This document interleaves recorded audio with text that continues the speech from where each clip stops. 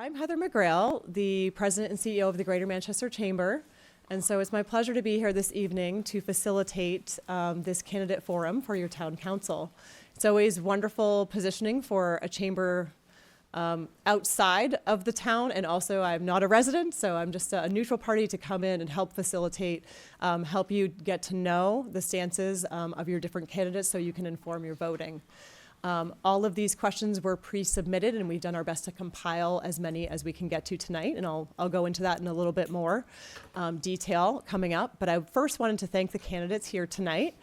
So thank you all, first of all, and I want to thank Kristine Perez, Alan Roy, Ted Combs, and Ron Dunn for their candidacy. As obviously, we all know that this takes a ton of service and work and blood, sweat, and tears to even be here speaking about your stances in the first place, let alone all the other things involved. So thank you so much for that and for your service to the town. Without further ado, I'm just going to read through some rules just so everybody has the expectations for this format, as well as some other different rules involved. What we're going to do for general format is that we'll have opening statements, closing statements, and then a cluster of questions in between. All of them will be 3 minutes response time. The order of opening and closing statements, you just saw a little dance we were doing up here. That was randomly picked out of a bucket. Ironically, they all picked the same for opening and closing, which I've never seen happen before, but that is what happened. So we will have that order. And the flow of responses to the questions in between opening and closing will be randomized according. So not the same candidate will go first and last, and we'll mix that up accordingly. Again, each candidate will be limited to 3 minutes for opening, for responses to questions, and for closing statements. Sean will be our timekeeper over here, and he's going to hold up the yellow card when there's 30 seconds remaining, and the red when time is up. So you just want to mind that over there. Please try to only address the topic of the question in your response, and cover topics and themes. We're doing what the majority asked about, so if you can try to incorporate the question into your answer. I know sometimes it's easy to not do so, but we'd really love that. And of course, given time constraints, I'm going to do the best that I can to get to most of the questions that we had submitted. So you'll see that some of the questions do have multiple questions embedded because they're on the same theme, so that I could do my best to aggregate and get to what the residents really want to hear about. If your question is not referenced tonight, please do reach out to the candidates afterwards, because given time constraints, we're simply not going to get to all the questions that were submitted, which is pretty typical. Please do wait until it's your turn to speak. I'm sure I don't need to say that, and never interrupt or speak over one another. And if you can, please speak only on behalf of your own stances, because this is not a debate and we won't have opportunity for rebuttal. So just what you stand for only, and not referencing other candidates. I know that we all are going to speak into the microphone. Seems like those are okay, but you might need to lean in. So audience, please will you let us know if you need the volume raised up for any candidate to make sure that it comes through live and clear. And there will be no public comment or public question period for this format. All makes sense? Yes. Okay, great, awesome. Okay, so in order, randomized, we are going to start with Ms. Kristine Perez. Thank you. For your opening statement. Thank you. I have to tell you, I speak in front of the House with 400 people, and I'm more nervous about this for some reason than I am usually about that. But for those who don't know me, my name is Kristine Perez, and I am running for town council. In June, I will have lived in Londonderry for 18 years. My husband and I moving here after having spent a couple of years out in Colorado hiking the Rockies. But I've basically been a New Hampshire resident since 1980, other than that. I'm a retired registered nurse. I spent most of my career in cardiac intensive care, ER, and the recovery room. And I feel that my extensive health background has instilled in me a strong belief and a strong commitment to serving others and the needs of others. I'm happily married. I have two adult children and 3 grandchildren that live just 9 miles away, so I do feel very blessed in the fact that I have family close by me. I'm currently in my second term as one of your 7 state representatives for Londonderry. I was inspired to run for office by parents that arrived at my doorstep and during COVID, or right towards the end of COVID, and asked me to run. And I'm grateful for the fact that they pushed me to take this opportunity. I went on to serve those and children and broader opportunities for the community. This year, I put in 6 bills that were directly asked for by Londonderry residents. I kind of got beat up on one today, but I chose to run for town council. I have been attending many town council meetings, many school board meetings. I decided that I needed to be a voice, a very strong voice for Londonderry. And I've carefully reviewed the warrant articles that have been put in. I have carefully looked at surveys from the town master plans and have actively participated in town council meetings and in school board meetings. I've collaborated with the school board on many matters impacting the town of Londonderry directly, and supported many initiatives that have impacted Londonderry specifically at the State House. My goal is to continue to work, but I think maybe a voice, one of 5, may have a little stronger push than one of 400. I'm looking forward to it. I think that I have a reputation for my honesty and my transparency, and you'll always know exactly where I stand, and thank you. That went fast. Wonderful. Okay, and Mr. Alan Roy. Hi, my name is Alan Roy. Run for town council. My wife and I moved to Londonderry 15 years ago. We were hoping to make this our last home purchase. We wanted to plant some roots here, have a home for our children and our grandchildren. And we've seen all the changes happening here, and that's why I chose to run.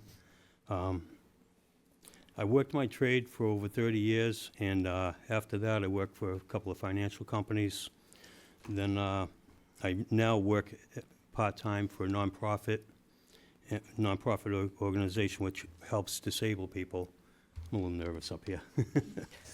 But anyways, I work with disabled people. We work with helping them live independent lives, and some of them too have to worry about what's going to happen if things change, taxes go up. They're on fixed incomes. They're worried about, and I have seen some of them had to sell what they had and move into a housing somewhere, and that's a big concern of mine. So that's why I want to help. I want to be the voice for the residents. I want to help those that are worried about what's going on. And just a couple of my notes here. The thing is, myself, I became disabled about 20 years ago, and that's something that can happen to anybody at any point in your life. I've meet with newly disabled people, and their age ranges go from anywhere from their teens up to 80, 90 years old. You can. All it takes is one fall, and your life changes. It is a big change. I lived the change. I'm in the wheelchair. I lived that change. I use my wheelchair, and I use my crutches for very short things. But my previous jobs, I've been a voice for people. I've been working with people, trying to get them secure in their life, and I work with again with disabled people and other people just trying to get activities. I schedule activities. I get people active. Try to get them try to stay healthy. Use what you got to stay healthy, but I see that watching the way Londonderry has been changing. We can develop in other ways. We can develop in the business sector. We don't need to be doing all this residential, because one thing for sure is it's not cost efficient for the taxpayer, because we're getting hit with the population growth tax, and it's not cost efficient for people trying to get into housing. That's time. Okay. Okay. And Ted Combs, your opening. Yes, thank you. For those of you who don't know, my name is Ted Combs. I grew up here in Londonderry. I was born here, raised here. I grew up playing rec soccer, being in Cub Scouts and Boy Scouts, and being an Eagle Scout from Troop 521. I was in the high school marching band. I went off to college and came back to town. I've worked in project management for every industry you could probably think of. I've worked in residential, commercial, large commercial fit up, the federal government, and now both of the major utilities between Massachusetts and New Hampshire, managing multi-million-dollar budgets. I was elected to the budget committee many years ago for a 3-year term. I was on the planning board for, I believe, about 6 to maybe 8 years, and now finishing up my second of 2 separate election terms on the town council. You'll find me in the fall and the spring at the soccer fields with my son. He's 5 years, going on almost 5 years old, actually. Love playing soccer with him, being out whenever we can. In the wintertime, you'll find me skiing with my wife and my son. My parents are still living in town with my younger brother. We have enjoyed this community, and we've grown up here. Community is at our roots. My parents have been involved with the St. Mark's Church for many, many years. My dad now many years now with the Lions Hall. We value this community deeply, and it's interesting to see how it's changed, how we've seen the growth, we've seen the ups and downs in population, and it's very, great to see, the community change over time, but, there's certain ways that obviously maybe some people may not like always change. But when it all comes to it at the end, it is all about community and finding ways to bring people together, whether it be out at sporting events with your friends and family, whether it be coming to the different meetings around town, the different volunteer organizations. It's all about how can we become a better town moving forward. And that's what I got. Great. Mr. Ron Dunn. All right, well, thank you for doing this. This is great. Sure. My name is Ron Dunn. I'm currently your town council chair, and I'm also one of your state reps. I am married to Kara, and we have 2 dogs and 11 chickens, and I work full time. And the only reason I can do that is because I have my wife at home that supports this. Without the support system that I have with her, I couldn't do any of this. So thank you, Kara, for allowing me to do what I love to do, to serve the citizens here of Londonderry. I'm currently up for re-election for another 3-year term. It has been my honor to serve you all for the last 3 years. I ask for your vote on March 10th to serve another 3 years for you. There's still a lot to do. One of the biggest things that I actually got to see as chair of the town council is I actually got to see the water line extension on High Range Road actually go in the ground. And for me, that was a major accomplishment. Me and my wife spent 9 years fighting a company that polluted our town and fighting to get our own water system in. And at every turn, it was a battle. So to actually see the water line extension go in, and I'd actually like to be on the town council to see the water actually go in the pipe and see the people on High Range Road and on Parliamentary actually get water to their homes. That would be such a long adventure to come to fruition. So for me, I have a great passion for water, as you guys all know, because me and my family are personally affected. My dog has no thyroid because of the PFAS in the water. We can't prove that, but we know that that's the truth. And I believe everybody deserves clean water, and I'd like to see that come to more people in Londonderry, and I'd like to be a part of that. So once again, it has been my honor to serve you for the last 3 years, and I ask for your vote on March 10th. Okay. So with those opening statements done, we're going to move into the question period now. And the first to answer will be you, Mr. Roy, by our order of randomization. So I'm going to just repeat the question for all of you, though, so you'll all hear it again when it comes to your turn. So question number 1. Let me get to that. Do I have a chance to get my coat? I'm freezing. Oh, sure. Yeah. Okay, so this question is about how the roles of the town council, town staff, and boards work together and coexist. We had questions about whether the council holds any accountability for things like compensation of town staff came up, and about the level of collaboration and alignment between the town staff, council, and boards. In your answers, please reference the degree of divisiveness that you perceive to exist right now. And if you perceive divisiveness, how would you plan to break that down? So for you, Mr. Roy.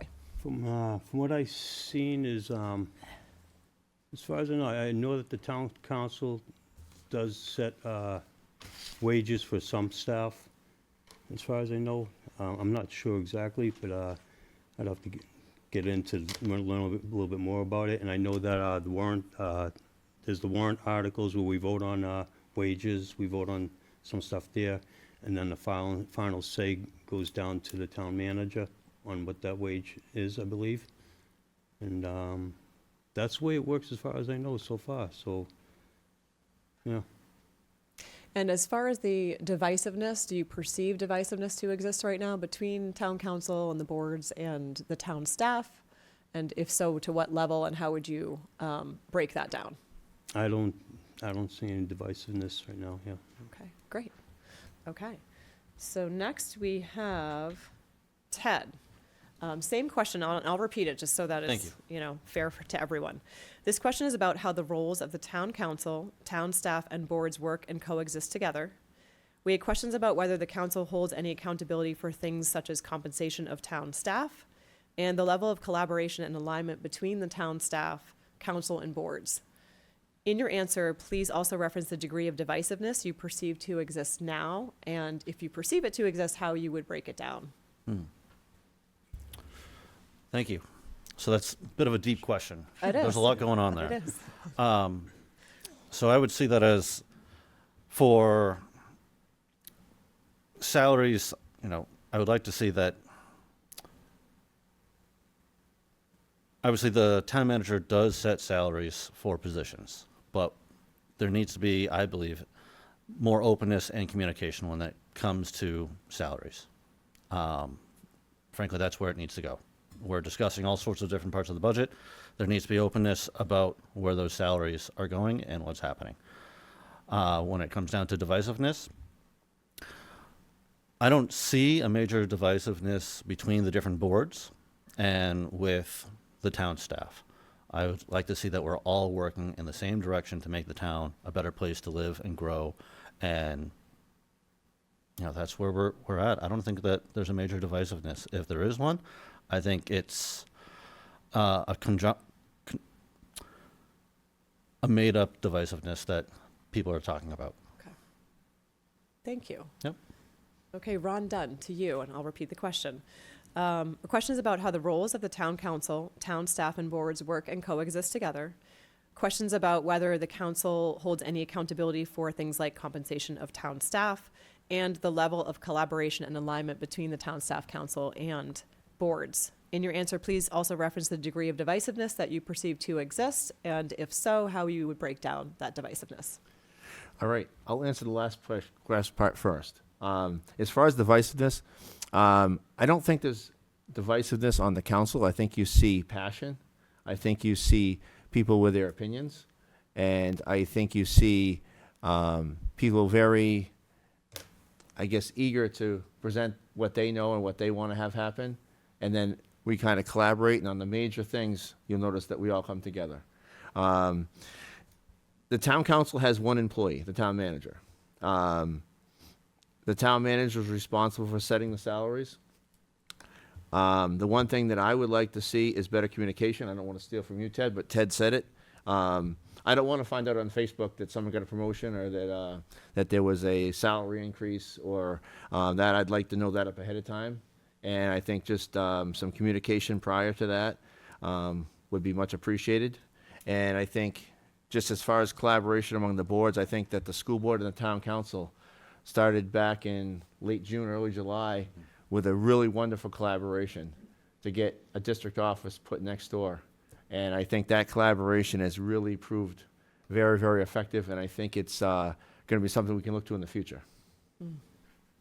Great. Okay, and Ms. Perez, I'm going to repeat it for you again. Thank Okay. you. So this question is about how the roles of the town council, town staff, and boards work and coexist together. We had questions about whether the council holds any accountability for compensation of town staff and the level of collaboration and alignment between the town staff, council, and boards. In your answer, please reference the degree of divisiveness that you perceive to exist now, and if so, how you would break that down. Thank you. I think each person or each department or has their own role, and those roles are pretty well defined. The roles of the staff are defined in their department.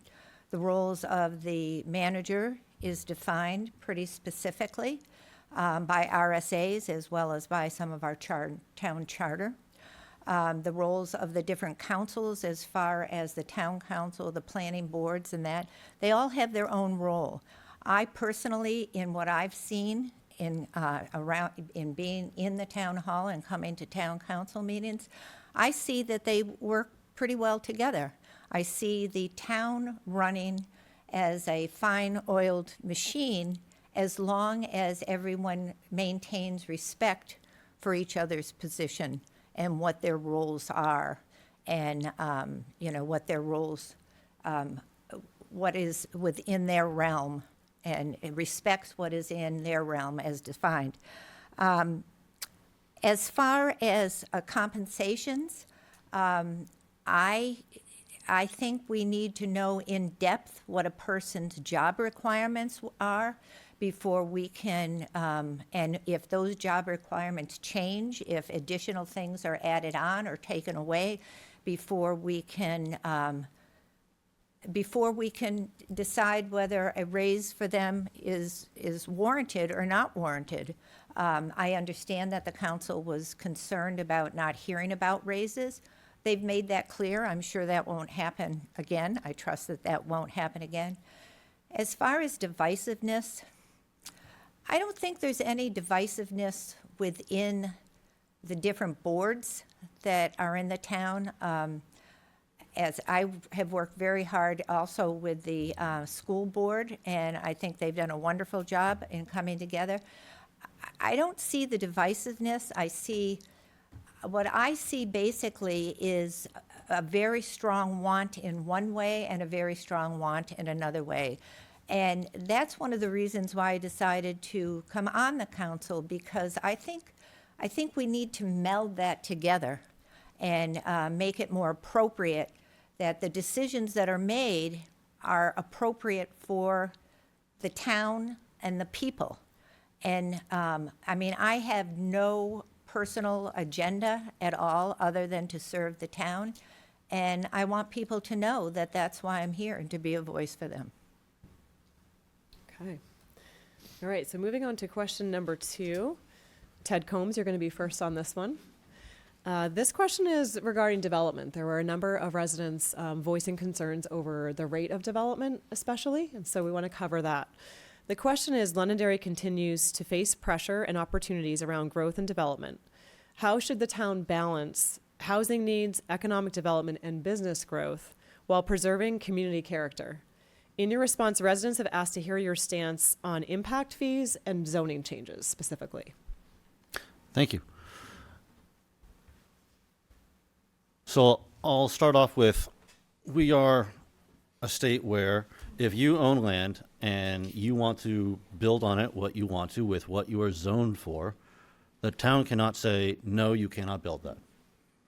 So if you own property that's zoned as AR1 and you want to put a house on there or multiple homes or apartments, you are by law allowed to put that development on that land. And the town is not able to say, no, you cannot build.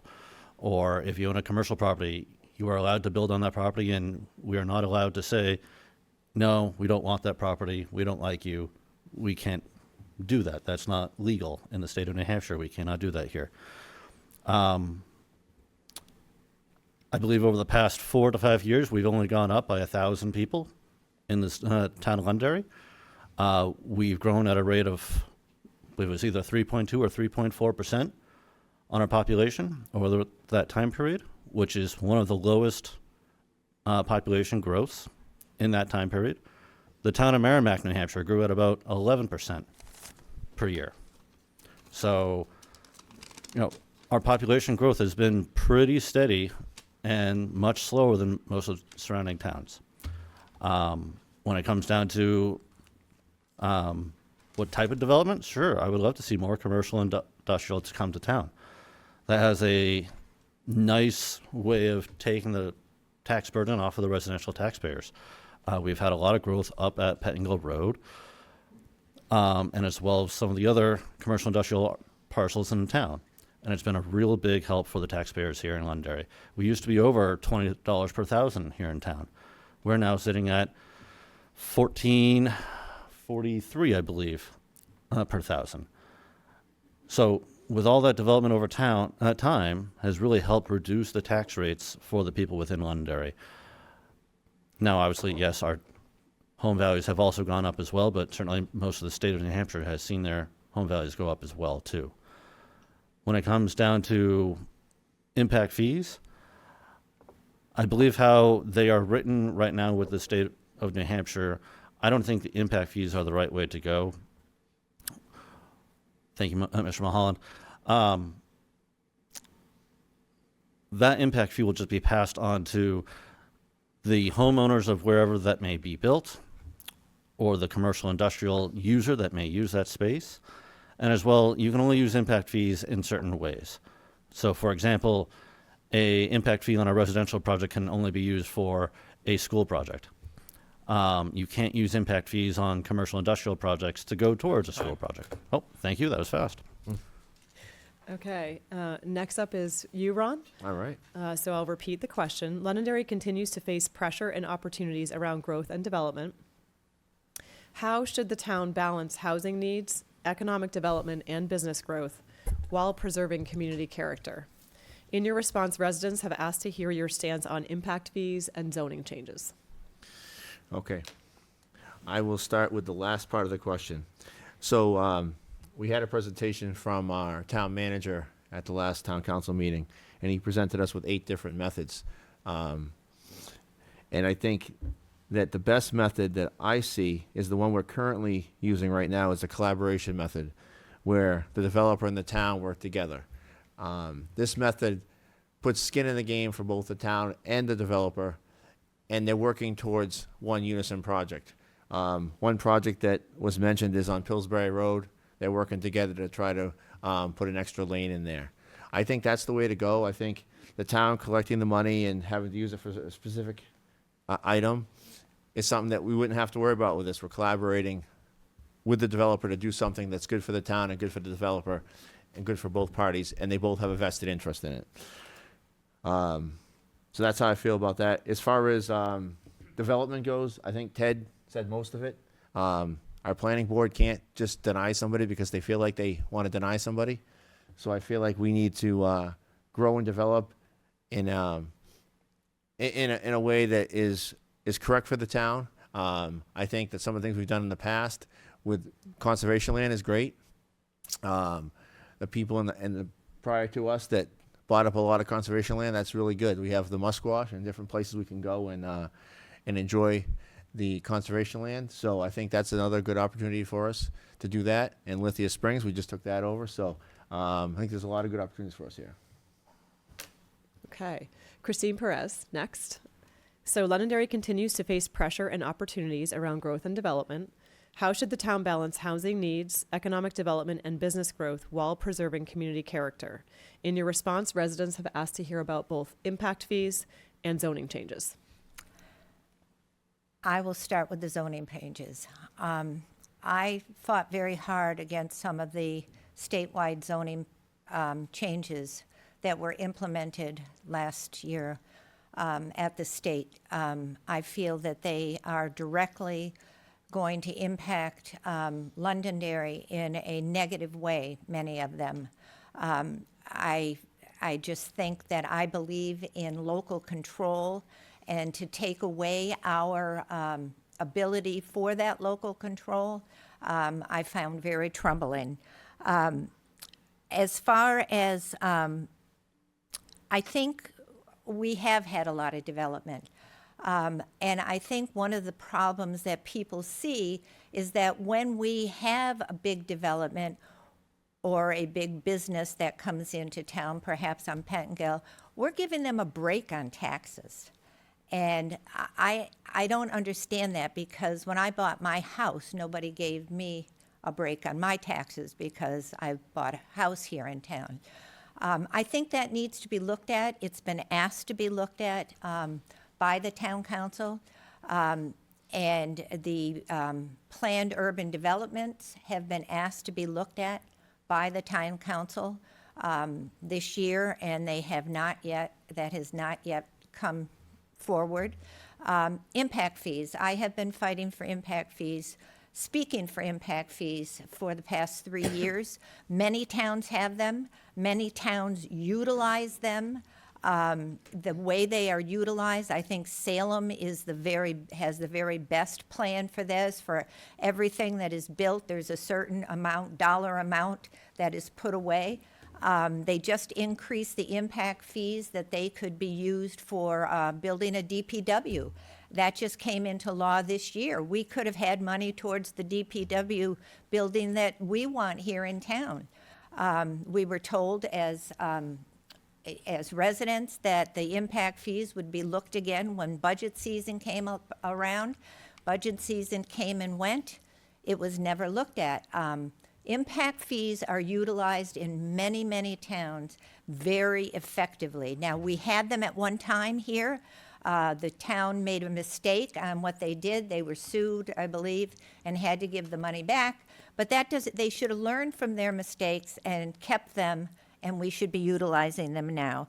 Conservation. I don't think we're balancing our conservation. I happen to live in an area where I had conservation behind me that was basically, we were told it was going to be conservation, and it was sold to a developer. We need to look long and hard before we make these decisions that are going to impact us. Thank you. I stopped. Right on time. Okay, Mr. Alan Roy. So, Londonderry continues to face pressure and opportunities around growth and development. How should the town balance housing needs, economic development, and business growth while preserving community character?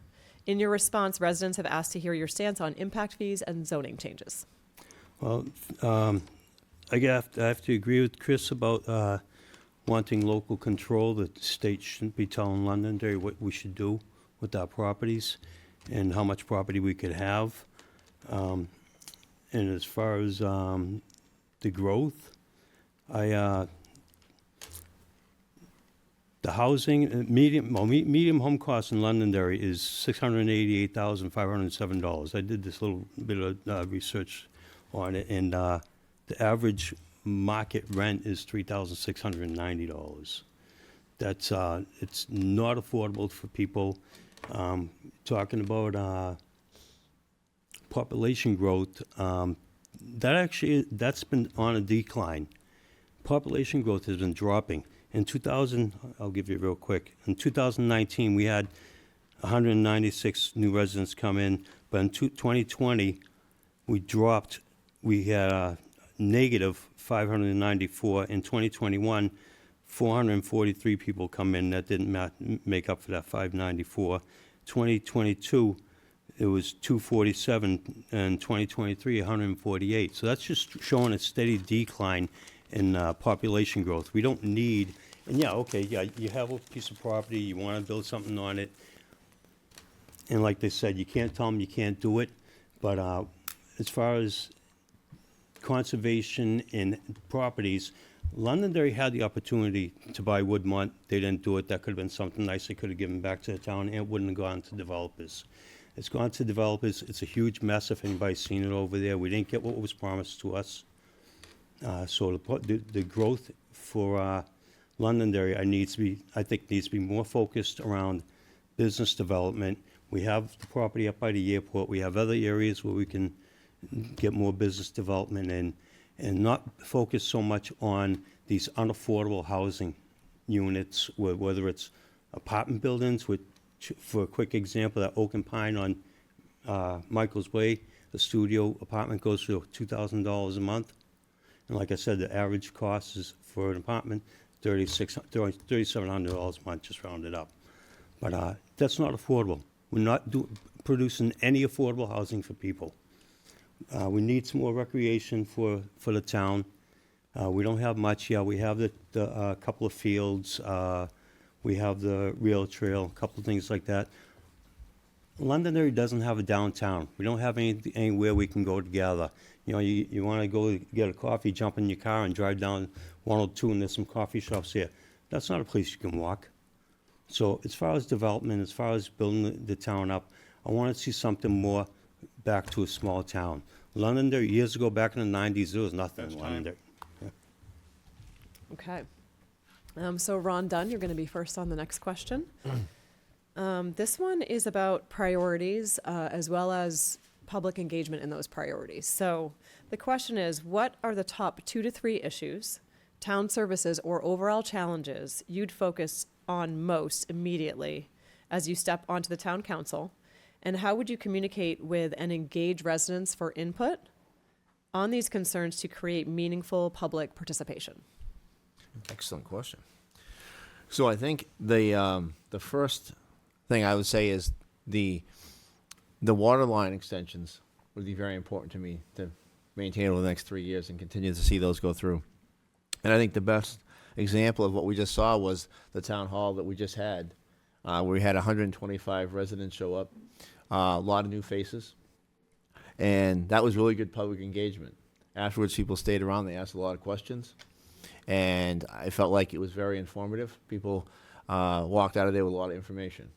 So I feel like continuing the water line extensions is one priority. The other priority, I think, is getting a DPW facility. We have millions of dollars of equipment that we have sitting outside. If you ever go up to see the DPW facility and you see how our equipment is stored, you would understand why it's a priority. We spend a lot of money as a town to invest in, trucks and plows and different, all different new equipment that we use for the roads, and it sits outside. I was telling Dave, our DPW director, I was telling him about, I went and took a tour of Pennachuck, and the Pennachuck facility is beautiful.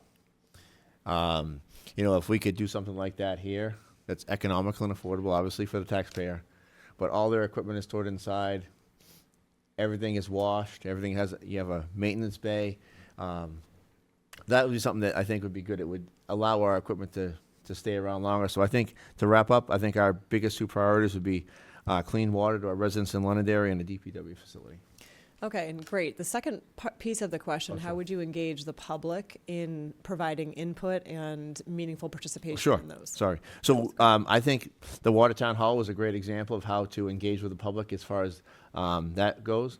And I think we could do something similar with a DPW facility. Maybe we could come to one location, ask questions, and I think that's the best way. Is just publicize a town hall, get people out to ask their questions.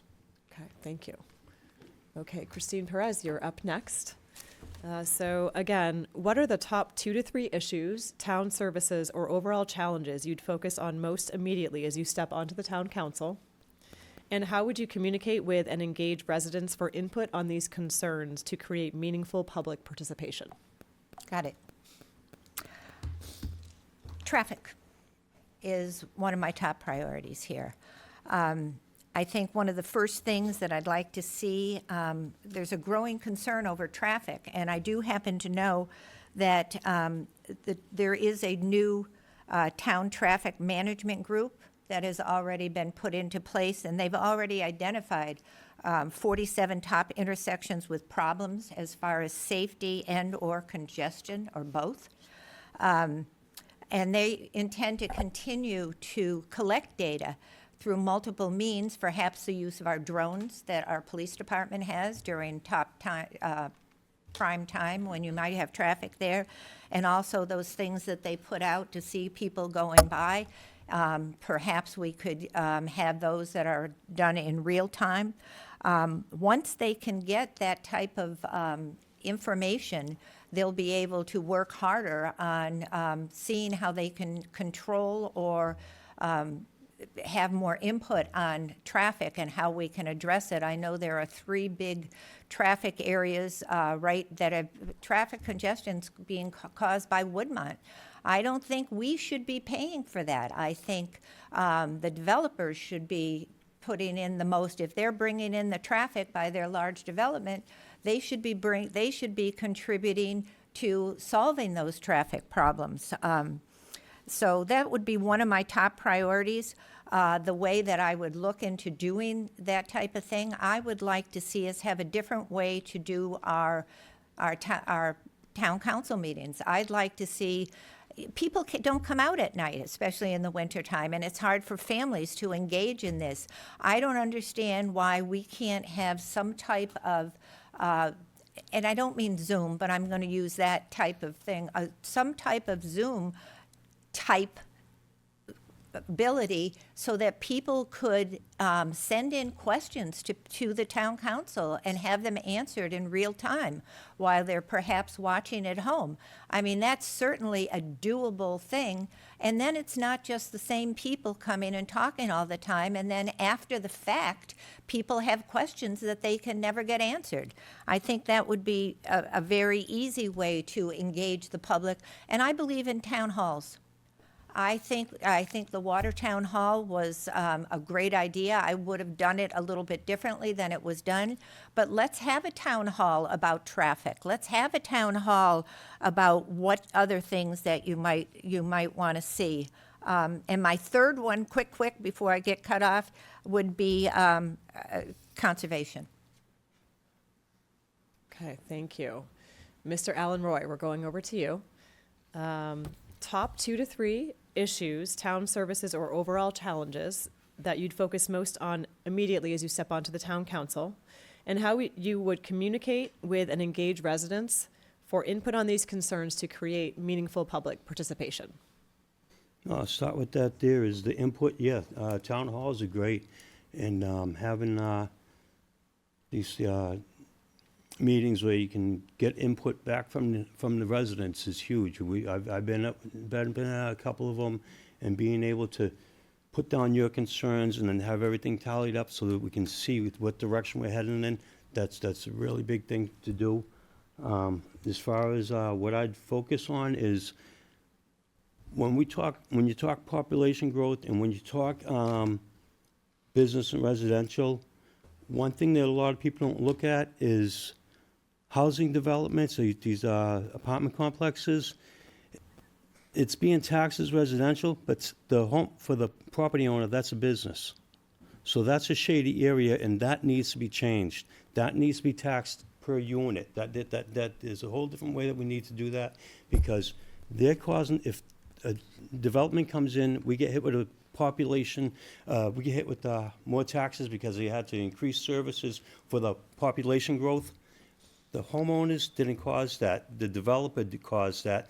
The developer should be footing that bill themselves, and that bill needs to stick with them, not with the residents that had nothing to do with it.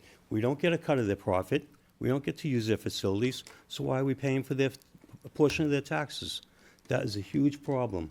Another thing is conservation. I'm involved in adaptive sports. I love to see people get out and be active. Whether you're disabled or able-bodied, you need to have some things to do. So I'd like to get some more focus on that there, get people doing that type of stuff, and look at where we can develop again back on the business end. Get some businesses in here. Get some impact fees from them. Let that help with the process of developing the town better in that area. We're not doing it residentially. We're failing. And as far as I'm concerned, it's failing because the taxpayers shouldn't be. We shouldn't be getting hit with that bill. So let's look at things a little bit differently. Move on to more business structure. Move on to activities. Move on to something to give back to the town so the residents have something to do. That's about all I got. Okay. All right, Ted Combs. Yes, thank you. I don't Repeat it need for you to you. repeat the No? question. No. We want to be equitable. I know by the know. time you get to Thank 4 you. around, though, you know the question. So for 3 major items. So first off, we have water expansion and clean water in the town. Ron hit it out quite well, but What we're going to be working on next, and is what we need to be leading forward with, is expanding off of the main pipeline on High Range Road. I believe the areas we're looking at right now are expanding off of Lawson Farm Road, and one or two of the communities further south of there going eastward. That is huge for the town. We need to be looking at expanding water access for people if we can. Secondly, we need to be looking at DPW.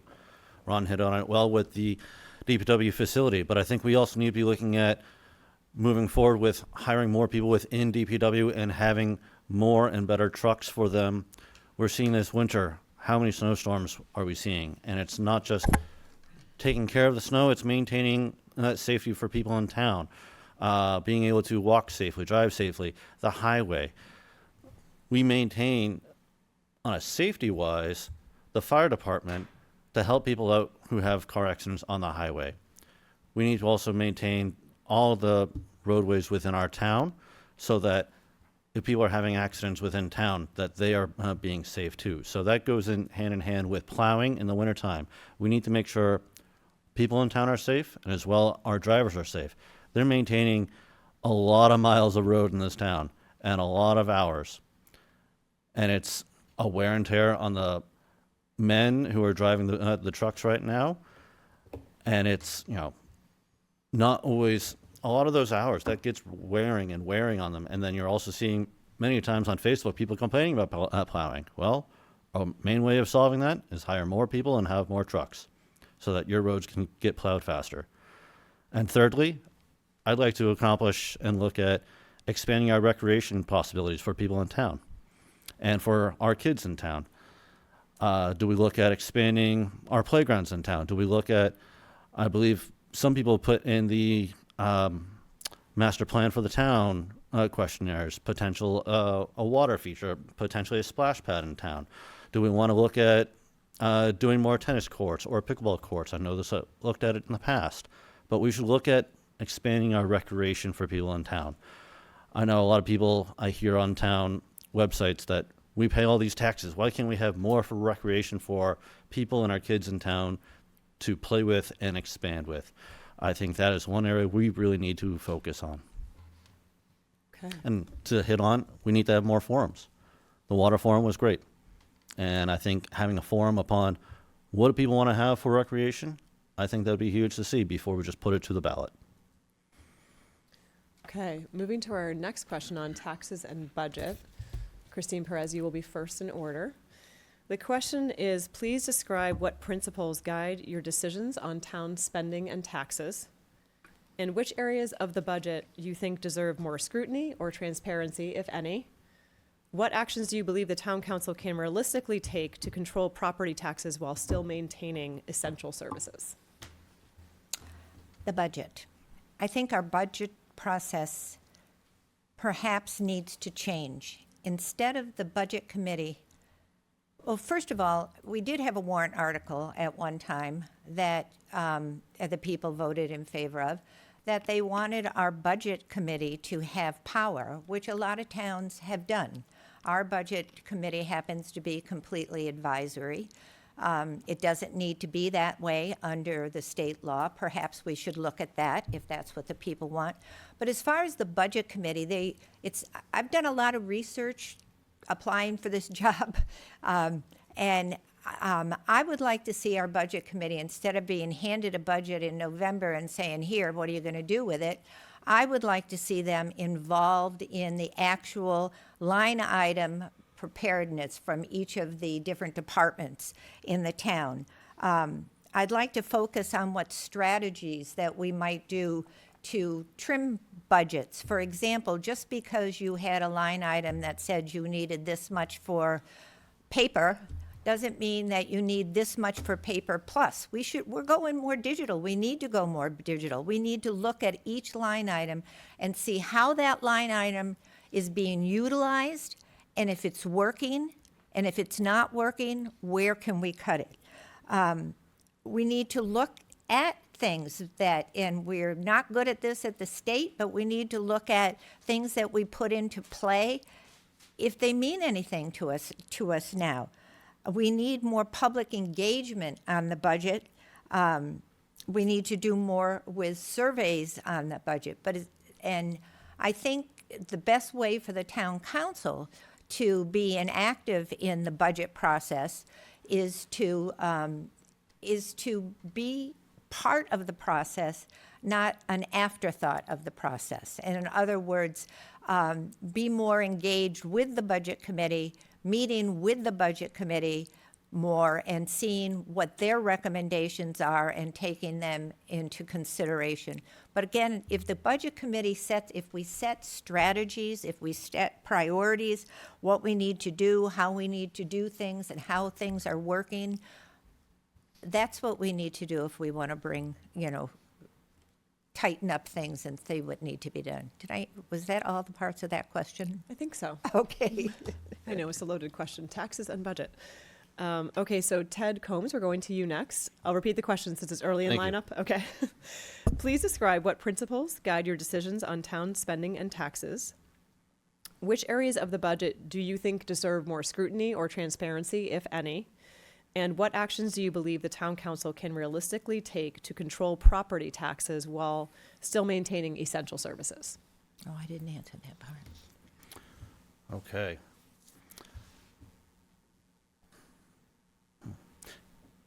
There's a lot there. Can you please repeat that again? Yeah, I can. I can. This part of it.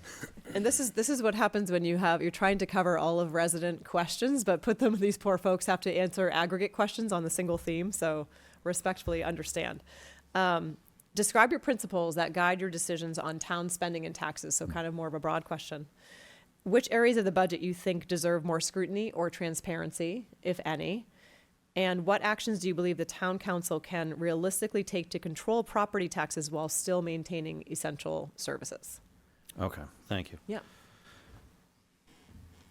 So I think for the budget's sake, we've become very transparent, I believe, over the past couple of years in various departments within our whole budget.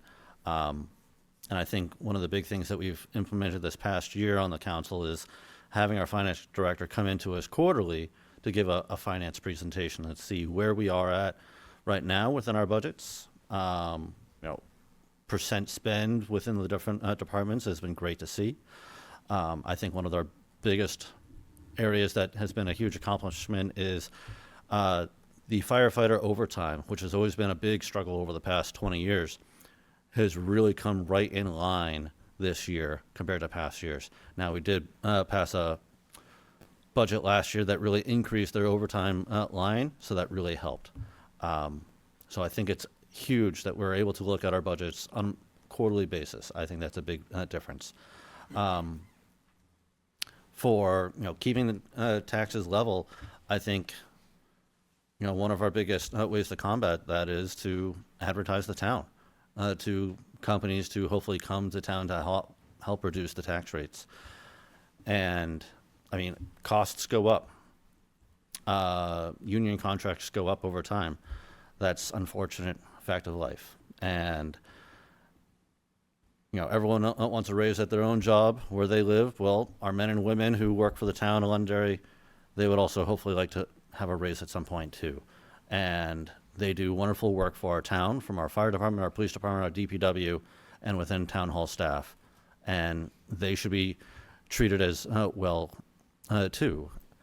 And so it's a fine line of making sure that things don't get out of hand, but also knowing that we have essential services that the people within our town need. Okay, thank you. Okay, Mr. Alan Roy, I'll repeat the question. Yeah. Please describe what principles guide your decisions on town spending and taxes, and which areas of the budget you think deserve more scrutiny or transparency, if any. What actions do you believe the town council can realistically take to control property taxes while still maintaining essential services? Okay. I like the idea of them coming in quarterly to review the budget, and that's great. When you get a budget, that's something you need to stick to. And as far as scrutiny, the United States spends more on schools than any other country, and we're not, technically we're not, but basically we're not getting our money's worth. We spend That's about 70% of our taxes roughly on the school system, and that really needs to be looked at. We need to find a way to try to trim that down. That's a big cost on us, and I don't see it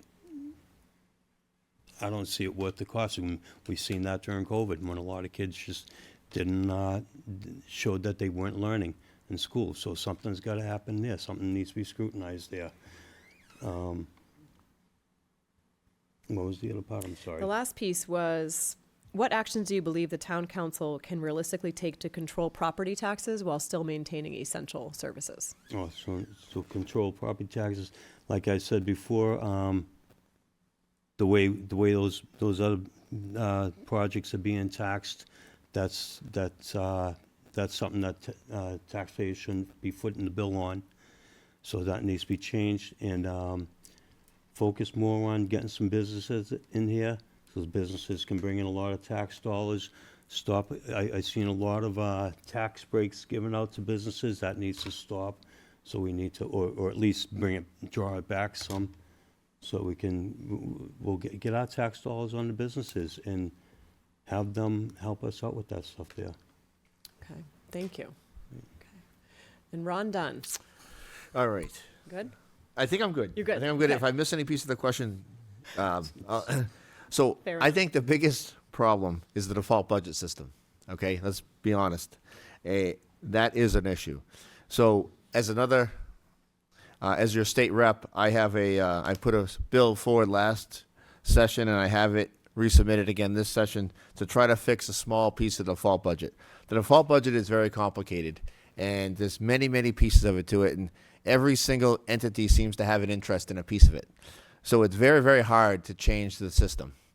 But I'm hoping that I can change one piece of the system that will help us. And this piece of the system is when you keep positions in the budget, just so you can have enough money to cushion yourself and not fill that position. So when we leave position in the budget and we use it to spend on other things, that's wrong. That's not what the citizens appropriated the money for.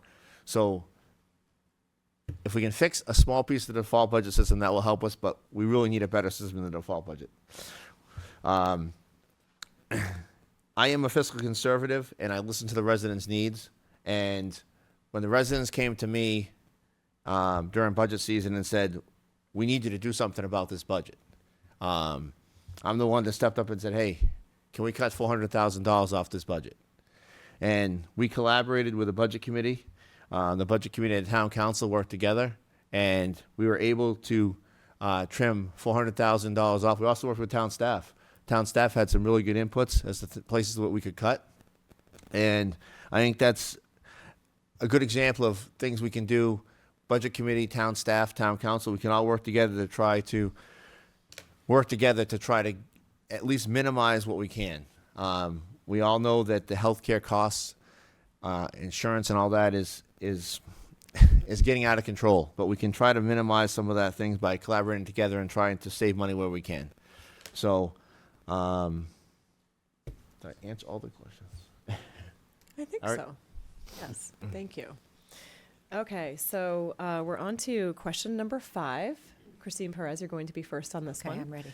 And this one is helping to paint a picture of your experience for residents so they can understand what has prepared you for this role. So question is, what past experiences have prepared you for this role? Please share examples of complex decision-making, listening to public input, and working with people of different viewpoints to reach a successful outcome. Residents asked for an example of a time you changed your mind due to public input or handled criticism or disagreement. I am also physically conservative. I pay very attention to detail. I was a nurse. I had to pay attention to detail. I have been involved in the town for many years with input, with listening, with hearing. That's experience. My experience also has to do with having been a state representative. I have learned that you have to take little pieces of the pie at a time. You can't go and get the whole piece of the pie. A big example of where I have changed my mind is, well, let me back up. I also work very well with both sides of the aisle at the State House, and I have been and continue to. Just recently, I worked hard because of the issue of caps on the towns and the schools. We have the ability in the law to put caps on towns, municipalities, and our schools. We don't need the state telling us that we have to do it. We have the ability. Last year, a year ago, March, I put a tax cap warrant article on the school. And it was turned into a study, which was a wonderful idea.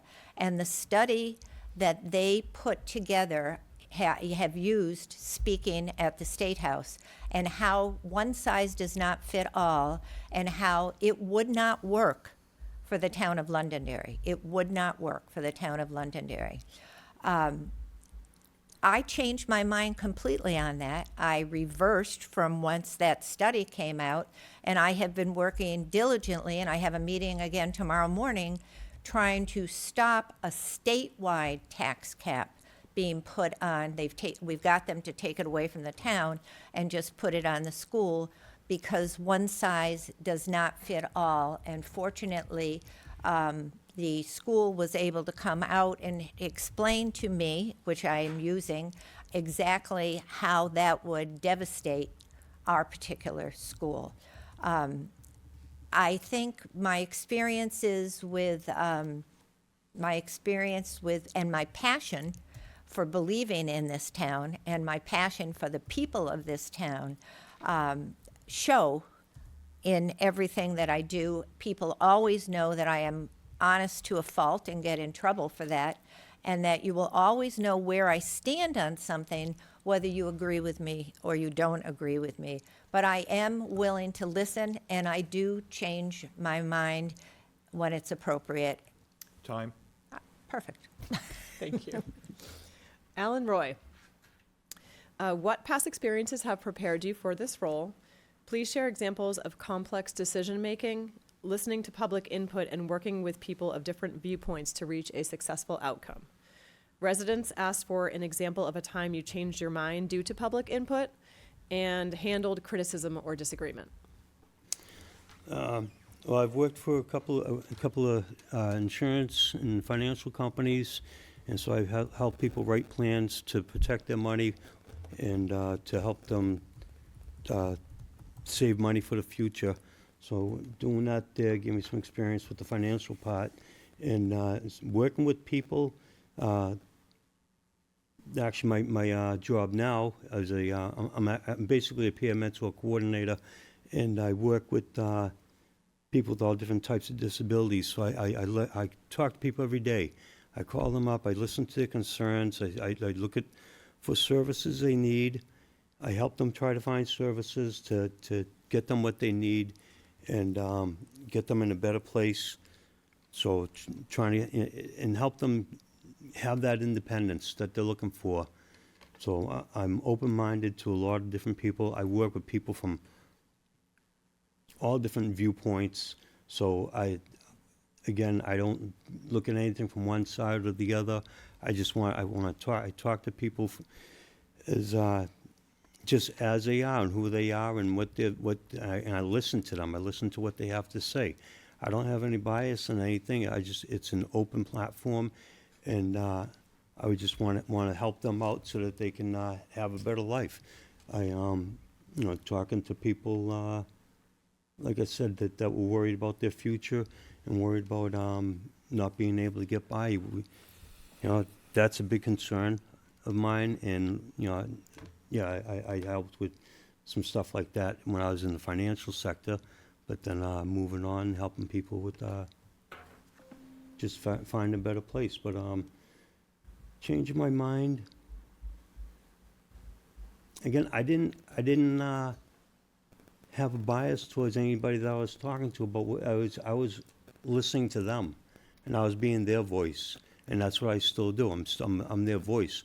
I help people get what they want and not, what they need, let's say. You get your wants and your needs. People need things. I help people get what they need. And I guess that's about it. But I'll be a voice for the people. I'll always be listening to them, listening to their concerns, and looking at what we can do and how we can best serve them. That's what I want to do, and that's why I'm here. Okay, thank you. Ted Combs, you're up. Would you like me to repeat the question? Wonderful, thank you. Okay. What past experiences have prepared you for this role?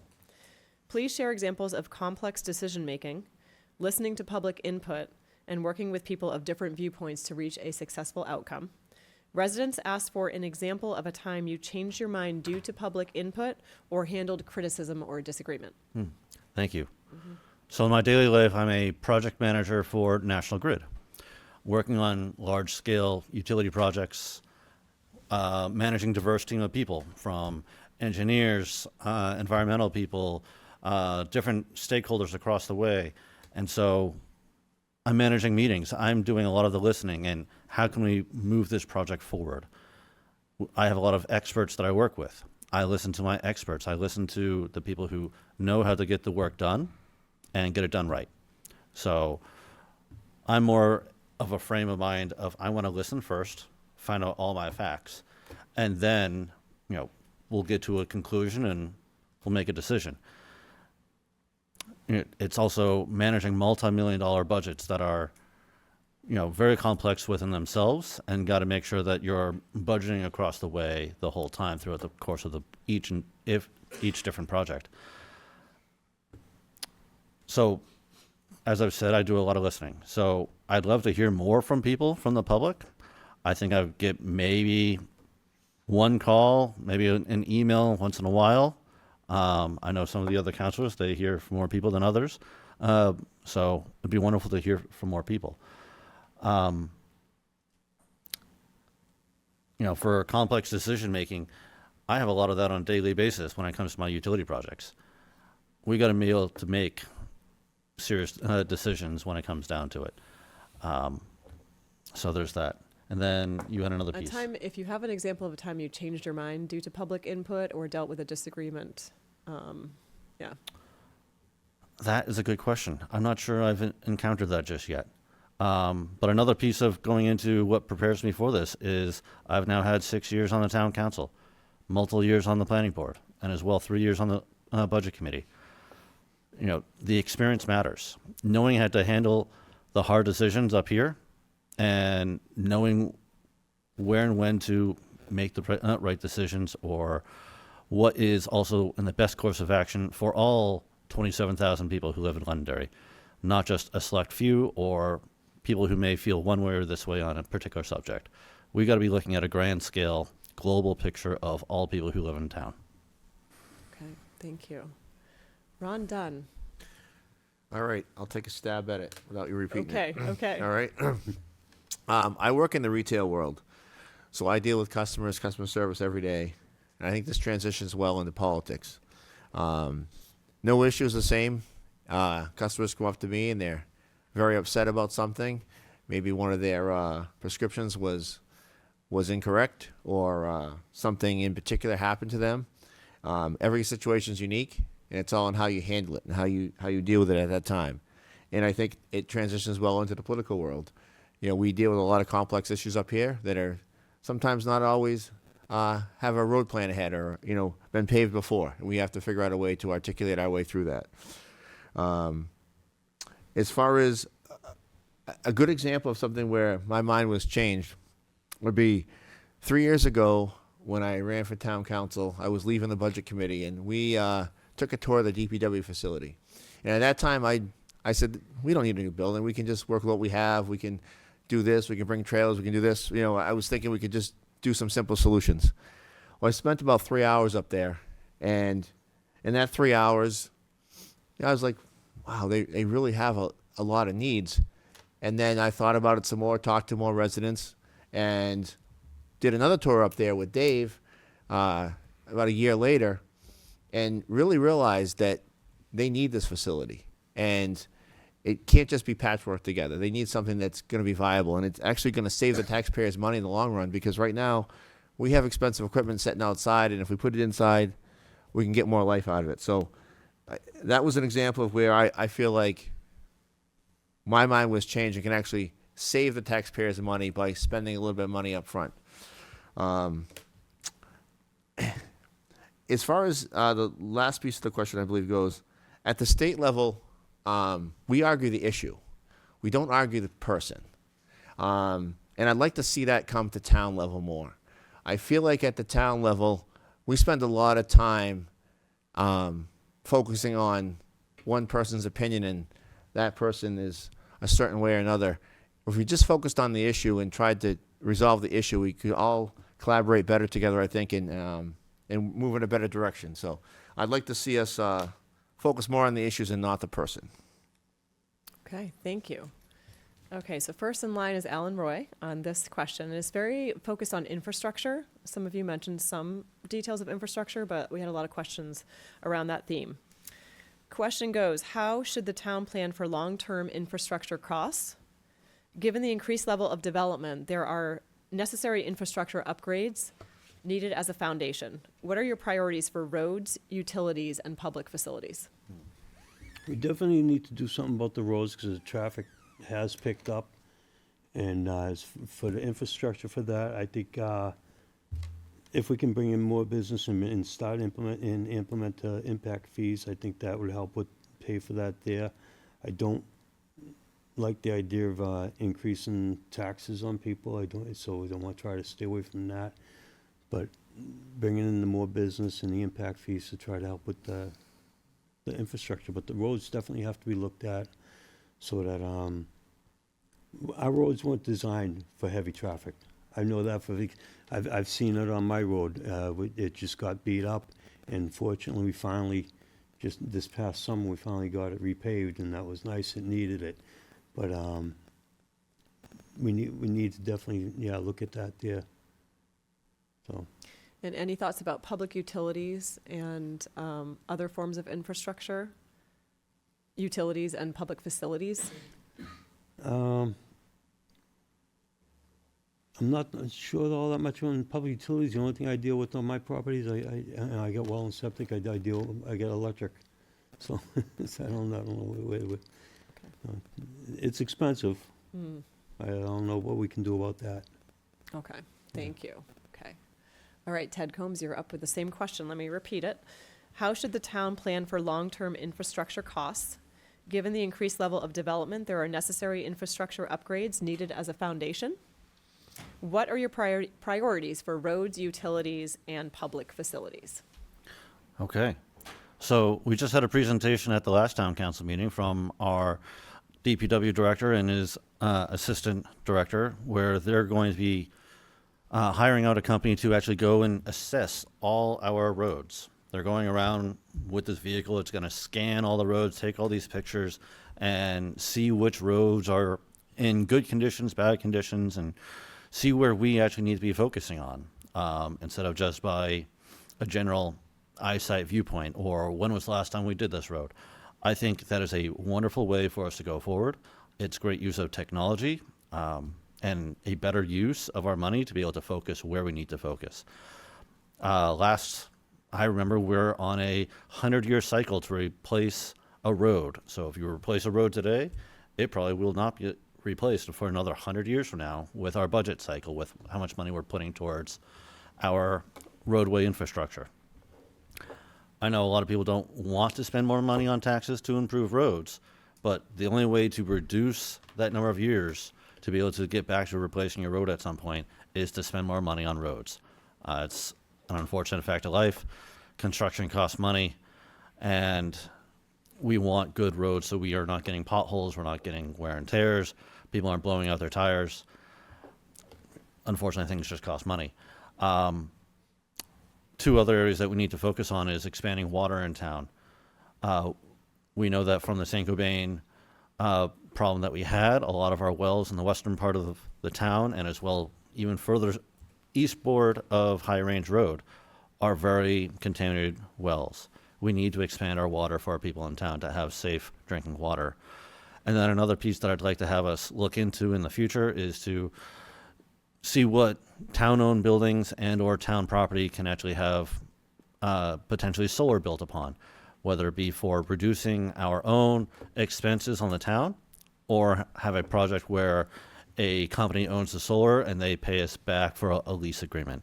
I think that would be a wonderful way for us to move forward, helping the town out, helping the environment, and also reducing our tax burden on the town's payers. Thank you. Ron Dunn, would you like me to repeat the question? Please. Great. How should the town plan for long-term infrastructure costs? Given the increased level of development, there are necessary infrastructure upgrades needed as a foundation.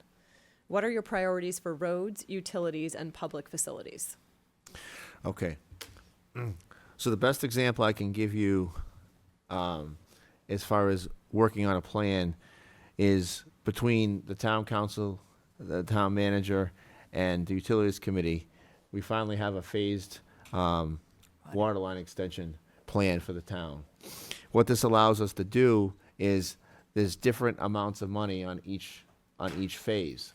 So if a grant or matching funds or anything comes up, we can apply that project to that grant. And if the voters will approve the warrant article, we'll actually have some money where we can put up some matching funds beforehand so we can apply for these grants ahead of time and save the taxpayers overall more money. So I think that's a good example of how, once again, collaboration between the town boards worked well. We actually have a phased project now, and we actually can apply for grants. So we can apply for different things now. And I think as far as, I really think collaboration between the developer and the town is a really good way to fix a lot of our roads. I know I mentioned it earlier, the Pillsbury road issue, but I think if we do that more in town, when a developer wants to go in, if they agree to fix a portion of the road or put up a traffic signal or do different traffic improvements, I think that the collaboration is better than getting a fee for them up front. I'd rather have them have some skin in the game, say, hey, we want this lane to be put in so people can turn into our business. Whatever it is, if they have skin in the game and they care about it, then that is so they're gonna care about it, they're gonna want to do it. Make sure it happens. And I also think taking small bites off of the project each time is very helpful. So we don't have to go for a large bond. So some of our water projects are like $2 million. So we're taking small bites to fix our water problem, but not burdening our property taxpayers with $250 million all at once. So. Okay, thank you. Okay, Kristine Perez, shall I repeat? I think I got it. You do? I Okay. do. Thank you. Sure. Infrastructure, upgrade, utilities. The three primary things that impact fees could help. Had we not gotten rid of our impact fees 11, 12 years ago, we would have had hundreds of thousands of dollars to put towards these things. But we can't go back, but we can move forward, okay? As far as water is concerned, 4 years ago, when the town manager at that time met with the state reps about the water coming down High Range Road, Phase 1, I asked, what was Phase 2? What was Phase 3? I waited for 3 years to find that out, 4 years. Finally, with our new town manager, we now have 12 different phases to assist those on the east side of High Range roads, those that are not right in the consent areas. It's a lot of money. It's $45 million, a lot. So once we get water to these people and we get it to their front of their property, it's going to cost them to get that water to their homes. And $10,000 will be available from the state to help them with that. And then perhaps the idea is that we can offer loans to help them get it the rest of the way, so they choose. I'm thrilled to see that we finally are moving forward on some of our water. I believe that we do not put enough burden on the developers. I believe that Infrastructure, as far as roads are concerned, we should be paying minimally if their development is what is causing the increased traffic or the increased damage to a particular road. That should not fall on the residents and the taxpayers in this town. Traffic studies are helpful, and they're going to continue to help. Public utilities. I know we're going to be getting an offer to have lower rates for our electricity, but there's still extremely, extremely high rates that we have. But it's mostly the getting it to us, not what we're paying for the electricity. I think that when we do traffic studies, between 102 and South Road on Gilcrest Road, 180 units in 1 mile are being put in. The traffic is horrendous there now, and they haven't even been developed. A traffic study was done at 2 o'clock in the morning, maybe? I have no idea. We should not be letting developers do the traffic studies. We should do the traffic studies, and they should pay for it. I'm done. Okay. Okay, so moving on to our next question. And let's see, Ted Combs, you're first. So the question is, how do you prepare for votes on issues you're not familiar with? Who do you ask for information and resources, and what is your general process? Thank you. So I prepare by having conversations with our town manager, our department staff, our police chief, fire chief, DPW chief, planning department when need be. And I'll find out the answers when need be. And if there's a topic that I'm not familiar with, I will go and ask them questions beforehand. I'll take in the input that they're presenting at that situation as well, and I'll go through it. We sometimes have the ability to view everything within our agenda ahead of time that I'm able to then analyze and go ahead and have some questions. But you got to be able to know when to ask the right questions, but also know when to not just waste people's time and actually understand an issue. You're not just up here to talk and waste people's time, but to have the right answers and move along with our day. We're here to get the job done and be a good steward for the people. Awesome. Thank you. Ron Dunn, same question. How do you prepare for votes on issues you're not familiar with? Who do you ask for information and resources, and what is your general process? You can ask my wife. My process is quite lengthy. I spend a lot of time on the weekend doing research when she's like, can we do this? And then, so I take it very much at heart. The people put me in this position to be educated and to learn everything I possibly can. So I research, I go online, I read, I talk to staff, I talk to residents, I talk to the town manager. Anybody that's a subject matter expert in that area, I will ask their opinion, ask what they think. I'll always try to get the good and the bad. I try to also get two sides to the issue, so I can hear both sides and effectively be able to articulate which side I feel like I'm on. But when I don't know something, I definitely go out of my way to spend a lot of time researching it. Great, thank you. Kristine Perez, same question. How do you prepare for votes on issues you're not familiar with? Who do you ask for information and resources, and what is your general process? Research. I obviously did a lot of research for this job interview that I'm calling it for today.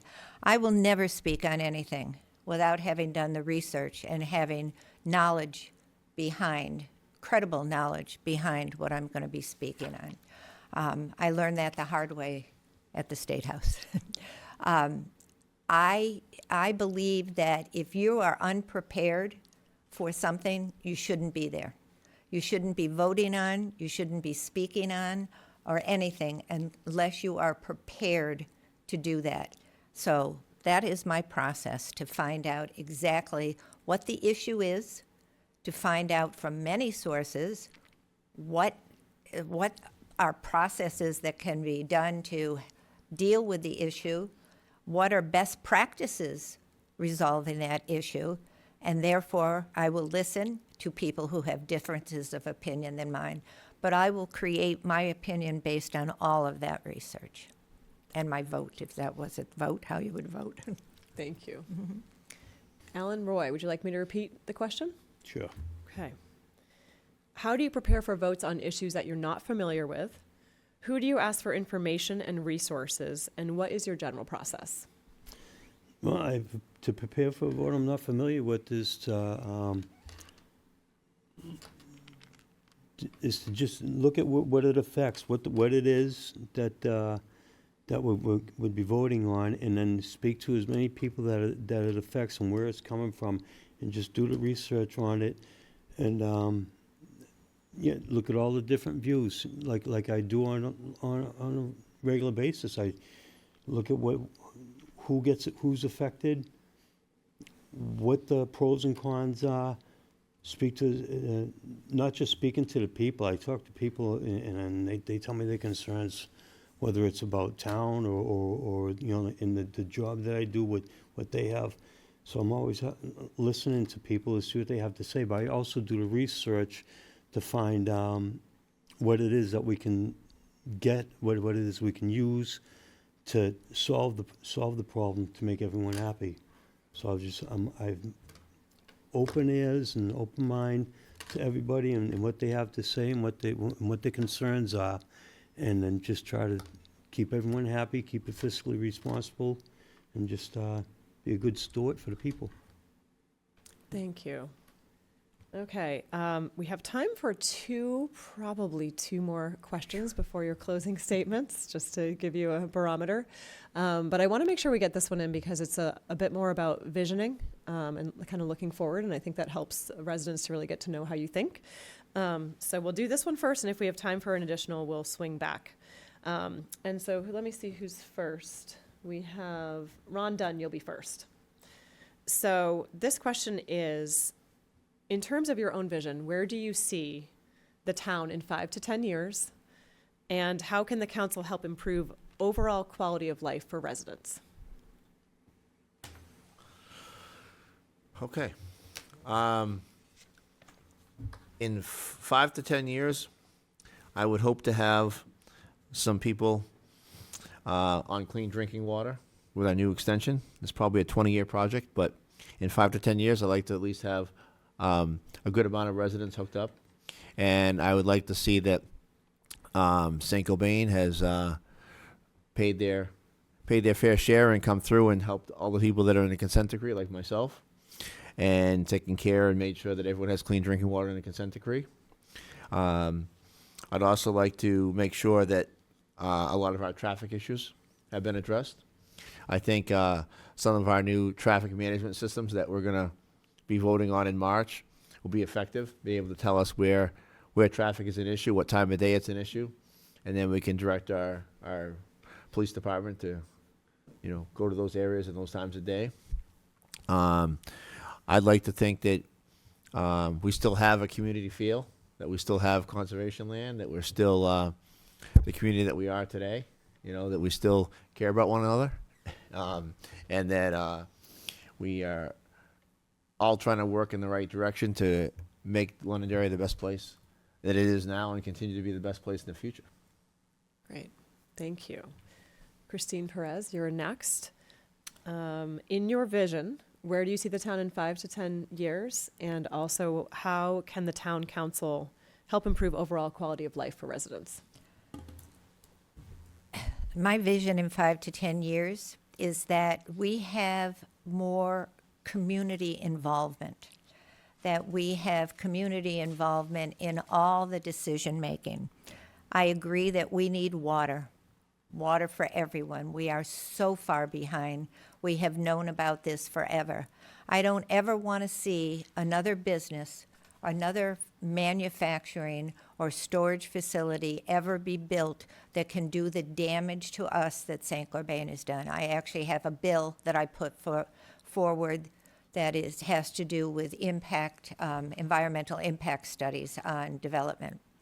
I would like to see, well, I don't think we'll ever get our traffic issues resolved because the more people, the more traffic. Maybe we'll be doing flyby cars or whatever in 10 years. But I would like to see that where we need traffic lights, where we need roundabouts, and I'm sorry, John, my husband hates roundabouts, that we're able to put those in. I would like to see that the people of the town are happy with how their town is run, are happy with their officials, are not afraid to speak and have their voices heard.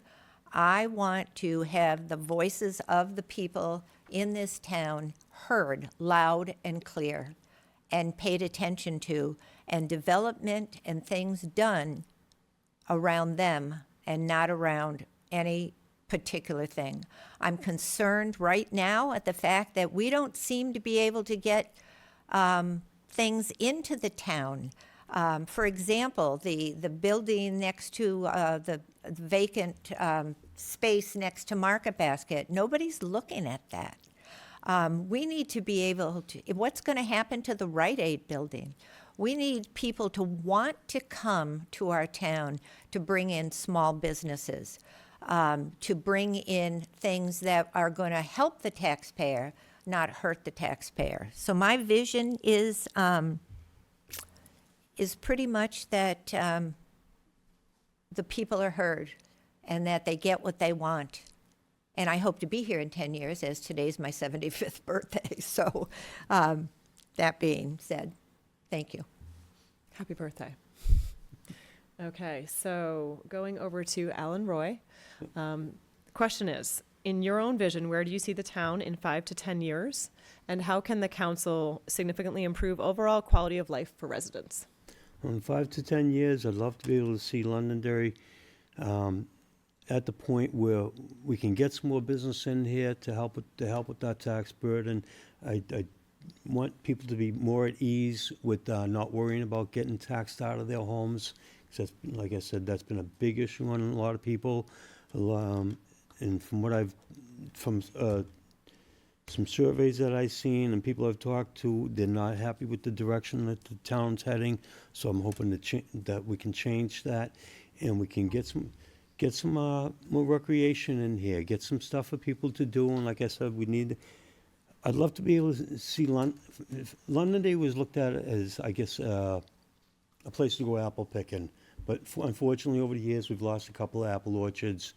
And I'd love to see something come back to Londonderry where we're not just, bring the businesses in, but I want it to be a place where people want to go, where they want to visit, to even for a day to go use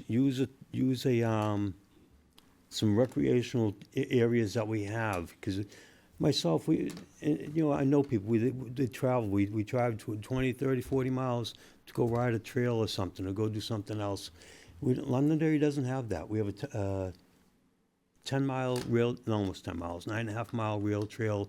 It's flat, it's okay, but we need some more stuff for like an all-persons trail, like for something that's adaptable for disabled people that can use too. The mouse squash area, I've never been in there. I doubt I can get my wheelchair in there. No, I can't. Common, I can't go around our Common on Mammoth Road in a wheelchair. I've tried, it's hard. My wife had to push me. There's a lot of areas I can't do. We need something that's more inclusive for all the community. We have an aging population, actually, if you look at it.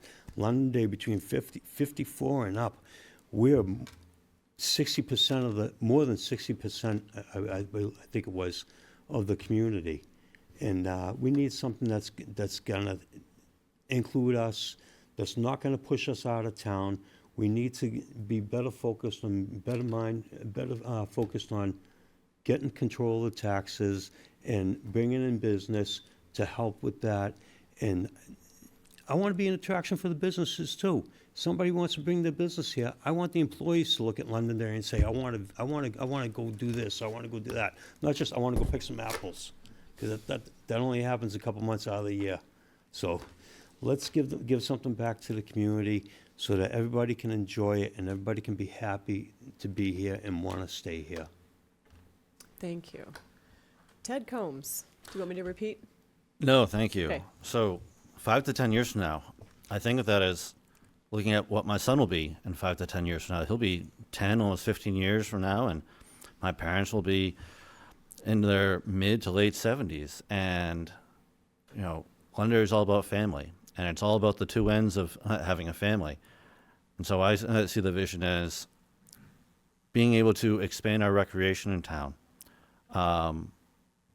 and expand out, you know, what can we do for the young people in our town, our kids who, you know, want to have a wonderful time growing up and being here and saying, this is the best place I've had to grow up being a kid, and then wanting to bring their family back to Londonderry. And then at the other end, along with Mr. Roy's comments, yes, we are an aging community. We need to also expand out our fire department and our DPW staff to be able to take care of our elderly people within town.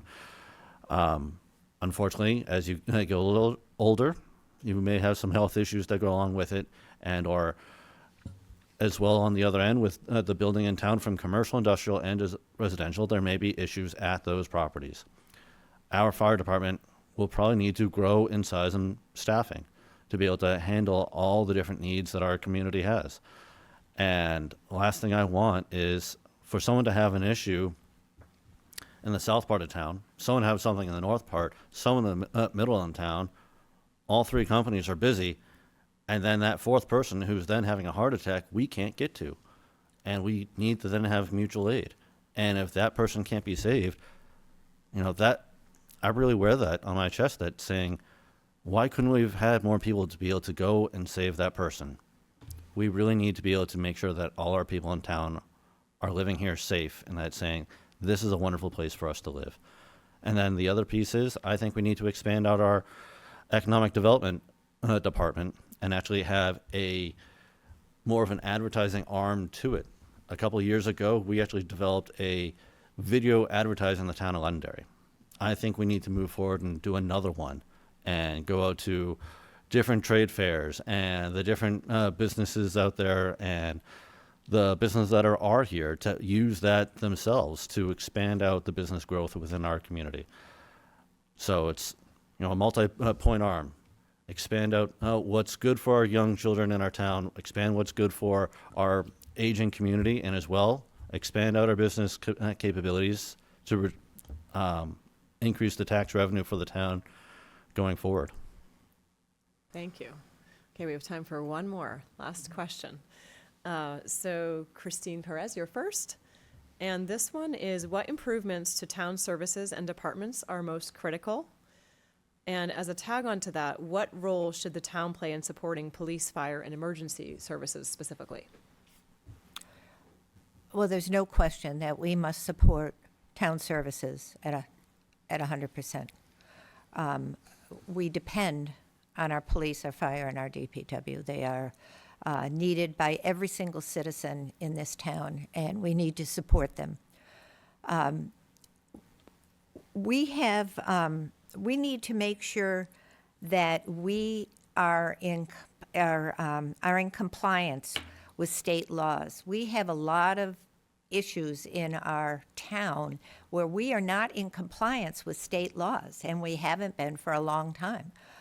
We need to make sure that that happens. I would like to see, we have an emergency management plan that's in our codes from 2002 and hasn't been updated. Supposedly it was updated in 2017, but there's no record of it being voted on. That should be updated every 5 years. We're not doing that. We have a financial management plan that needs to be broken up into different parts. There's a lot of different intricate things that we need to do within the town management itself. And I think the town council needs to be part of that whole process. We need to depend on our town manager to bring it forward, but we need to be part of it and find out which ways that we can do those things that can be most cost effective and can be streamlined so that we're not repeating things and doing the same, this arm doing the one thing and this arm doing the same thing. We need to bring them together. Was there another part to that question? I think you covered, it was police, fire, and emergency services, and then just what improvements to town services and departments. Well, I think our town services, I think, are good. I think for the most part, they're very good. And I think our town offices and departments work well with one another. But I do think that we just need to clean up our act a little bit. We need to make sure we streamline things and that the right hand does know what the left hand's doing, and that we're not wasting time, valuable time and money by not being streamlined and not being in compliance with codes and RSAs. And I think we have the management now to be able to do that, and if we can work with the town manager, this can be accomplished very, very quickly. I can see that being done. Thank you. Thank you. Ted Combs, you're next. What improvements to town services and departments are most critical, and what role should the town play in supporting police, fire, and emergency services? Okay, wonderful. So some of our services that are really critical that probably need to be improved upon over the next couple of years, I had touched on before. Our fire department, our DPW. We most likely need to increase our fire department and DPW men and women who work in those departments. As I had said, we have many people within our community. We have a little over 27,000 people who live in town. A lot of people are aging in place. We also have the younger community who are here, but also an expanding community in different parts of town. So we certainly need to expand out our fire department to be able to handle all the different scenarios that may arise. Our DPW, we need to hire more people and get more vehicles to be able to handle winter events that we've been experiencing this year. Our police department is one of the top police departments in the country. They were just awarded one of the highest rankings this year that I believe goes out to the top 1% of police forces. Obviously, they can always use more people to be able to get out into the road and make sure our roadways are safe. People are being safe on the roads. And then you had another piece. I forget what it was. So just improvements to town services and departments that are most critical. Yes, I think really it's. Covered it. I think I've covered. Those yeah, are the thank ones. you. Yeah. Okay, great. Thank you. Thank you. Okay, let's see. We have Alan Roy next. Would you like me to repeat the question? Sure. Okay. What improvements to town services and departments are most critical? And what role should the town play in supporting police, fire, and emergency services specifically? Well, our police is, yes, our police department is great. They're exceptional. They do a great job. Fire department, yeah, I have to agree with Ted on that we need to expand that to cover all of Londonderry. As far as DPW, I've never gotten an opportunity to tour that facility, so I don't know what it needs there. So that's something that I would have to look at. What was the other part, and what needs improvement? Beyond the emergency services and police and fire, if there's any improvements to other town services or departments that you Other town see. services, I think it runs pretty well. Our town hall, going into our town hall and speaking with our town clerk, whatever, it works all right. I think Londonderry's working pretty good. There was just those other concerns I've mentioned earlier that I've heard from people talking to them, and other than that, it's a good town. We love it here. We've been happy here for the past 15 years. Just, you need some tweaks here and there and to make things a little better. But that's about it, yeah. Okay, thank you. Ron Dunn. I'll try Read the to hit it question? without. I'll try to hit it without. We'll see here. So to hit on Ted's piece here, we do have one of the best police departments in the entire country. They got the clear accreditation, and the town council supported that. Supported them going down to Florida and doing what they need to do down there to present Londonderry in a very positive light. And I think it's something that we should really be proud of. We have an excellent police department. As far as fire, we have an excellent fire department. And I think we have a phased plan with them through the town manager over the next, I think it's 8 years, to bring on 1 firefighter a year. I think that will answer a lot of questions that we have as far as what Ted was bringing up, as far as being able to help everybody to have our own ambulance staffed at all times, and not have the ambulance crew out when there's a fire and we don't have the crew to jump on there. So I think that's a good plan that won't impact the taxpayer all at once. It'll do it over a period of time. And as far as our DPW, like I said it 3 times now, we need a facility up there. It's going to save the taxpayers money in the long run. We really need to protect our equipment, and we need to protect our people. Right now, some of the things that go on in the winter, it's not safe, and we need to give our people a safe place that we depend on them to keep our roads open and safe for our fire and our police. We need to give them a safe place to work, and we need to give them a place that when the trucks break down, they can safely work on them and they can keep them washed and keep them clean. And then I think the town council over the last 3 years has done a good job of working with the department heads and the town managers that we've had to right-size the budgets. I think a lot of the lines now are accurate. And I think Ted mentioned it, that a lot of the overtime budgets now are coming back in line. So we've fixed a lot of the issues that we had, and I think that goes to good planning. I think I hit it all. Okay, great, Yeah. great. Oh, good, I get to go first again. You do. I still was sitting here just thinking about the probability, if we had someone really good at statistics, that they all drew the same exact number for opening and closing statements out of the bucket. Is pretty rare. But yes, Kristine Perez, so you'll be first, and really obviously focusing on why residents should vote for you in this closing statement. I'm excited about the town. I have the luxury of being retired. I've been retired for 14 years. My husband gave me one job when I retired, and that was to save money. And I'm good at it. I'm excited about the town right now. I think we have a town manager that you have heard multiple times tonight that he's done this, and he's done this, and he's gotten this, and he's put this together, all in a very short period of time. And I think working with him and not against him is a priority in this town.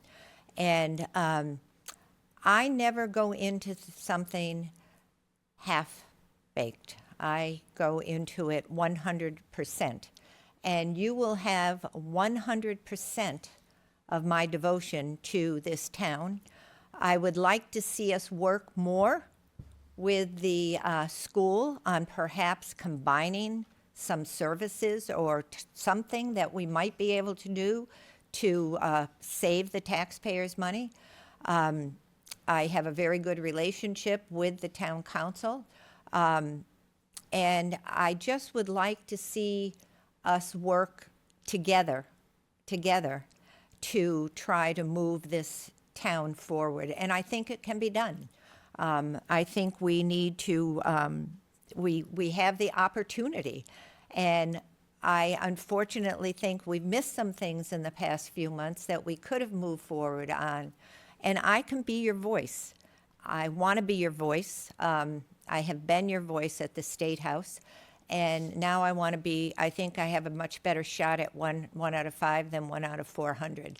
So you will have 100% of my devotion to this job. I get passionate about things.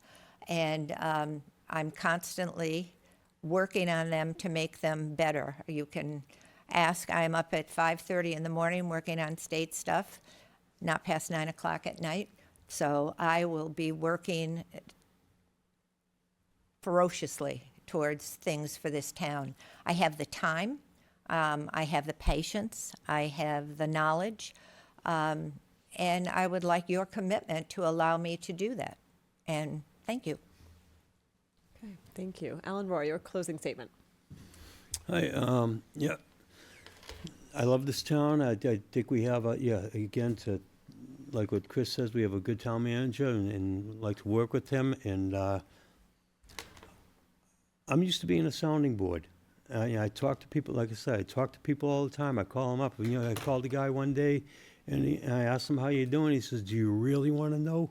He says, you don't want to know? I said, tell me. And we sat on the phone for half an hour, and I just let him talk. I will be your voice. I will listen to every resident. I want to hear what your concerns are. I want to work with the budget committee to see if there's some way we can trim back on some of those, the school costs. I want to work on trying to find a way to change the tax code for apartment complexes so that the taxpayers aren't getting hit with part of their tax burden. So we shouldn't be getting that. So I want to work, I'm not doing this for me. I'm working for Londonderry, and I'm working for the residents of Londonderry. And that's who that's who I'm gonna work for. That's who I'm gonna listen to. And I will take in what you have to say. I will go to the council, go to the manager, wherever we have to go, wherever your concerns are, and we will work things out. But that's what I want to do. I want Londonderry to be, like I said, a great place for people to live and want to stay. I don't want people worrying about getting taxed out of their homes. I heard too much of that, and I've seen some of it firsthand. I don't want to see that happen to people. And so let's just work together. And I ask for your vote. I will be your voice, and I will do what I can to make this a better place for everybody and a great place to live. Thank you. Ted Combs, your closing. Yes, thank you. So I've been on the town council now for a total of 6 years. 3 years on, a few years off, 3 years back on again. This role takes a bit of experience. It takes know-how. The first year I was on, I listened. I didn't speak out. I listened to my experts. I got to knowing the position. You got to know when to create a ruckus and when not to create a ruckus about a situation. I believe all about calm, steady decision making, listening to everyone in the room, listening to the different aspects of what may be happening, looking at a global picture, looking at how these decision makings that we're looking at will affect all 27,000 people in town and not just a select few. I look at this as being a good steward for the whole town and doing what's right for everyone and finding what is the best course of action to be able to lead us forward and to be able to make Londonderry the best place to live. From our toddlers in town to our middle-aged workers to our retirees who are living in place. We have a wide-ranging, diverse population here that makes Londonderry one of the best places to live. And as I see it, we're an hour from Boston, an hour from the beach, hour to the mountains. You couldn't ask for a better place to live. I'd love to see more people come to the meetings or email us and say different solutions upon how can we maybe make this a better place to live. Come to us with different ideas. What are your ideas to maybe make this a better place to live? We may not have all the answers and all the solutions, but I'd love to hear positive solutions upon how can we make this a better place for all of us to live and enjoy. Thank you. Thank you. Ron Dunn, the floor is yours. All right.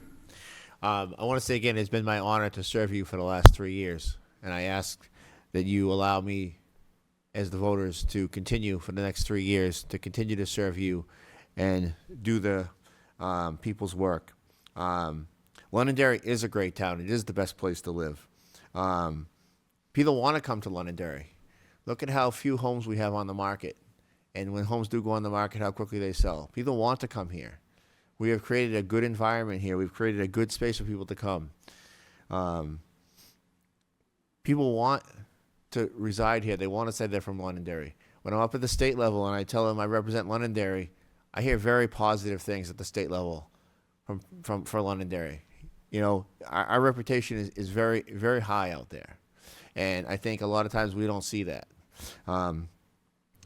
As far as things I'd like to continue to do, if it is your will to have me serve for another 3 years, I'd like to see the water line extensions continue on High Range Road. I'd like to make sure that the people on the east side of High Range Road gets clean water.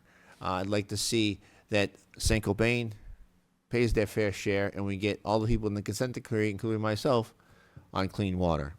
I'd like to see us develop a plan that's economical to get us a new DPW facility. I know I've said that a couple times tonight, but that's one thing I'd like to see happen in the next 3 years. I'd like to see us get a phase plan together so we can get our equipment protected. And like I said, if it would be my honor to serve you guys again if you'd so desire. So I ask you for your vote on March 10th. Thank you. Well, Kristine, Ted, Ron, and Alan, thank you so much for your time this evening to share your stances. Thank you all for allowing me to come over to facilitate. Thank you for doing And it. thank you, residents, for being here and being engaged citizens. This was lovely, I have to say, and it was really good to get to know all of you a bit. So with that, I think that's a wrap. And again, thank you for your time. I have signs in the back if anybody's interested.